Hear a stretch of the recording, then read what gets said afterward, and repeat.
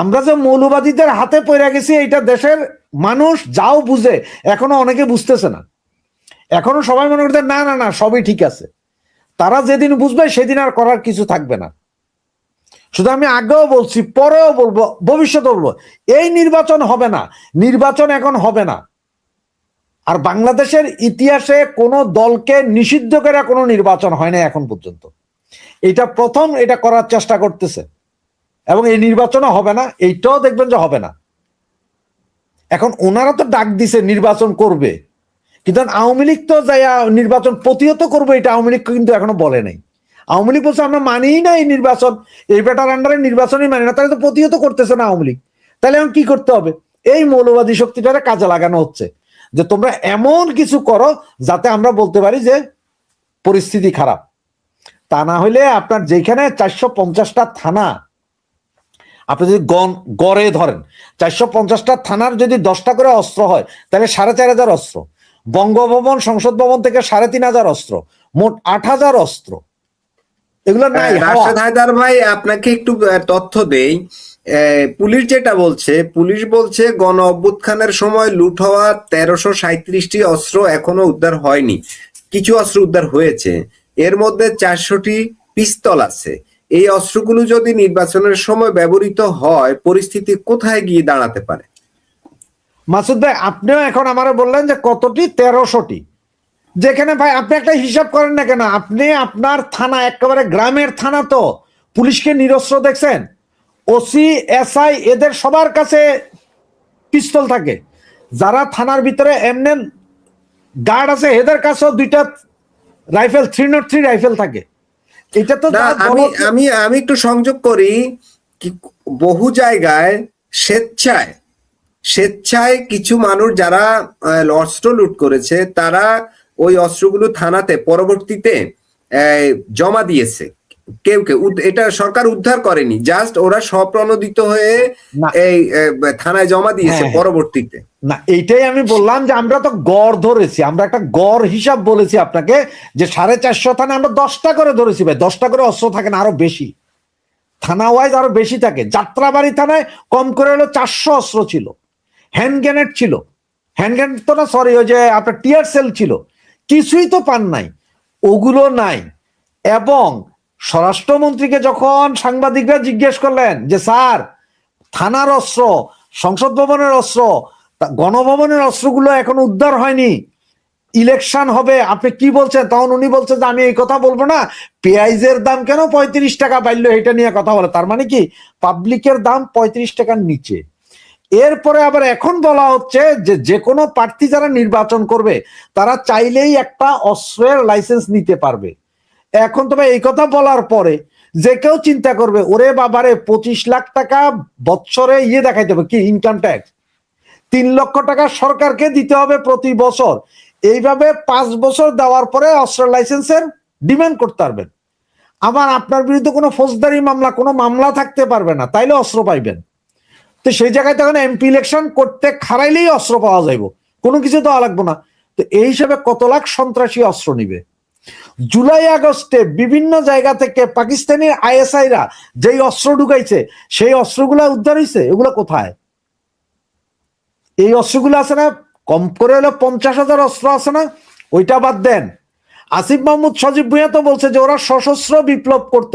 সশস্ত্র বিপ্লব করতে হলে একটা সুশিক্ষিত পুলিশ, সেনাবাহিনী, তারপর বিমান বাহিনী, র্যাবের সাথে সংঘর্ষে যাওয়ার মতন অস্ত্র কাদের কাছে আছে? কত অস্ত্র হইলে সশস্ত্র বিপ্লবের ডাক দেওয়া যায়? আপনার জামাতের আমির বলে 50 লক্ষ গেরিলা আছে ওদের কাছে, 25 লক্ষ গেরিলা দিয়া গজবাতুল হিন্দ করার মতন সক্ষমতা যাদের আছে, তার মানে 25 লক্ষ অস্ত্র তাদের হাতে আছে। নাকি তারা ওই যে পাথর আর গুলাল নিয়ে যাইব, আর আবাবিল পাখি এসে তাদেরকে হেল্প করবে, এরকম কিছু, এরকম কিছু মনে করেন? এই যে লাখ লাখ অস্ত্র, এগুলো কোথায়, কার কাছে আছে? আজকে চিটাঙের বিএনপির নির্বাচনী গণসংযোগে গুলি করে দেয় শার্প শুটার দিয়ে সেই লোক, এবং তার বউ নাকি জামিন পেয়ে গেছে 5টা মামলায়। যে লোক হাদিনে গুলি করলো সে জামিন পাইলো 2 বারে 3টা মামলায়। অস্ত্রগুলো কোত্থেকে আসে? কেন আজকে সমস্ত জঙ্গি গোষ্ঠী, বড় বড় জঙ্গি যারা, তাদের সকলকে জামিনে মুক্তি দেওয়া হয় এবং জানেও না সরকার যে এই সন্ত্রাসী গোষ্ঠী কোথায় আছে? তাহলে এই অস্ত্রগুলো কোথায়? এখন তো অস্ত্রের হোলি খেলা চলতেছে, আপনি চাইলেই অস্ত্র নিতে পারবেন। আর রাশেদ হায়দার ভাই, আবার আসছি আপনার কাছে, আমি রফিক ভাইয়ের কাছে একটু যাই। আমি একটা সাধারণ প্রশ্ন রাখতে চাই, সেটা হচ্ছে এই পরিস্থিতিতে রাশেদ হায়দার ভাই যেটা বললেন যে এই অস্ত্র সরকারি অস্ত্রের বাইরেও তো অবৈধ অস্ত্রের তো আছেই, সরকার কি নির্বাচনের আগে ওই অস্ত্রগুলো কি বৈধ অবৈধ অস্ত্রগুলো কি সংগ্রহ করেছে? এবং সরকার আবার বলছে আরো অস্ত্র দিতে চাচ্ছে, যে কেউ নির্বাচনে প্রার্থী হয়ে এখন অস্ত্র নিয়ে নিতে পারবে। এই পরিস্থিতিতে একজন সাধারণ ভোটার কি নিরাপদ বোধ করবে? ভয়ের পরিবেশে একটি গ্রহণযোগ্য নির্বাচন কি সম্ভব? রফিক ভাই। ধন্যবাদ মাসুদ ভাই। এই কথাটা কিন্তু আমি বলে ফেললাম যে আপনি যখন অস্ত্র নিয়ে আপনাদের অস্ত্র দেওয়া হবে এরকম যদি শুনতে থাকে, ডেভিল যে হান্ট যে শুরু করবে, তখন মানুষের মধ্যে এমনিতে আতঙ্ক শুরু হয়ে যাবে। আতঙ্কিত তো মানুষ এখনই, কথাটা বলে ফেললাম কতক্ষণ আগে, আপনি ভালো করে খেয়াল করছেন না, যে মানুষের মধ্যে আতঙ্ক এখনই বিষয় ছিল এই যে ভয়ের পরিবেশ, এই যে আতঙ্কের পরিবেশ। একদিকে ডেভিল হান্ট নামে আবার একদিকে সরকার একটা আতঙ্ক তৈরি করছে, আরেকদিকে এই যে খুনাখুনি এই বিভিন্ন দিকে, সেখানেও একটা আতঙ্ক অলরেডি তৈরি হচ্ছে। এই দুই আতঙ্কের কারণে ভয়ের পরিবেশে একটি গ্রহণযোগ্য নির্বাচন করা কি করে সম্ভব, এটা একটু জানতে চাচ্ছিলাম আর কি। শুনেন, নির্বাচন আসলে কি হয়, মানুষ রাতে দিন রাত 24 ঘন্টায় কিন্তু বাজার হাট, বাজার রাত্রে 12টা 1টার সময় গ্রামের বাড়িতে কিন্তু মানুষ কিন্তু আড্ডাবাজি করে, রাত্রে এদিক সেদিক যায়, বুট চায়, এই করে সেই করে। তো এখন যখন আপনার এই ডেভিল হান্ট শুরু করবে, তখন পাবলিক কি আপনার সন্ধ্যার পরে বাইরে গ্রামে যাবে? গ্রামের লোক বের হবে? কখনো বের হবে না। তাহলে আপনার আতঙ্কের জায়গাটা কমলো না বাড়লো?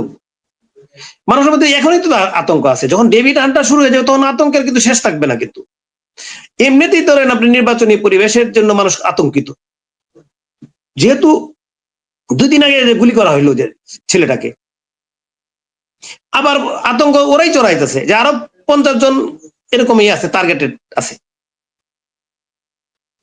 এখন আপনি আপনারা যারা নির্বাচন সাথে যুক্ত, যারা নির্বাচন দিতে চাচ্ছে সরকারের ওনারাই তো, ওনাদের কথাই কিন্তু নির্বাচন আতঙ্কে শুরু হয়ে গেছে। কিন্তু ওই যে আগে একটা কথা বললাম না আমরা কিছুদিন আগে, ওই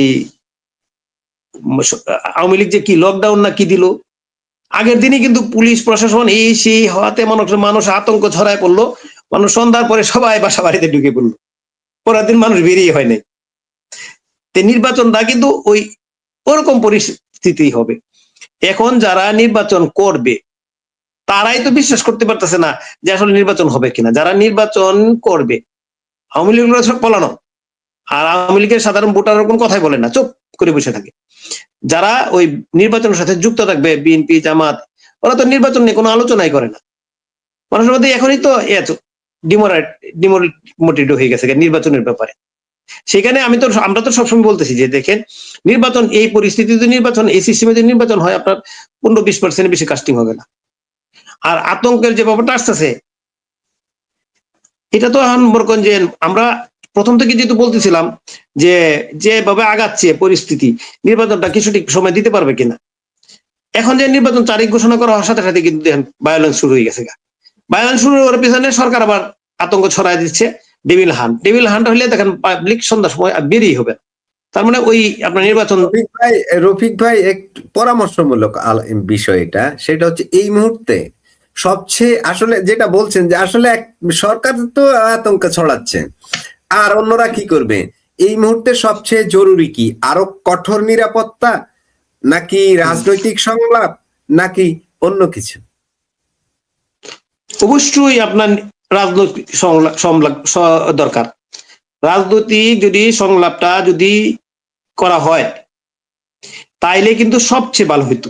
আমরা আগে যখন দেখতাম নির্বাচনের আগে কিন্তু রাজনৈতিক সংলাপগুলি হইতো, কিন্তু সবাইকে কিন্তু কিভাবে আমরা নির্বাচনটা সুন্দর সুষ্ঠু হবে সেইভাবে আলোচনা করা হইতো। আর এখন কি হয়, ওই দিন আপনি দেখেন গত কয়েক মাস যাবত কিন্তু 2-3 মাস যাবত কিন্তু প্রধান উপদেষ্টা কাদেরকে নিয়ে মিটিং করে? এনসিপি, যাদের বিভিন্ন রিপোর্ট থেকে আসতেছে যে 1% ভোটও নাই। জামাত ইসলাম, যাদের দলীয় ভাবে ভোটের পার্সেন্টেজ ধরেন সর্বোচ্চ 10% আছে।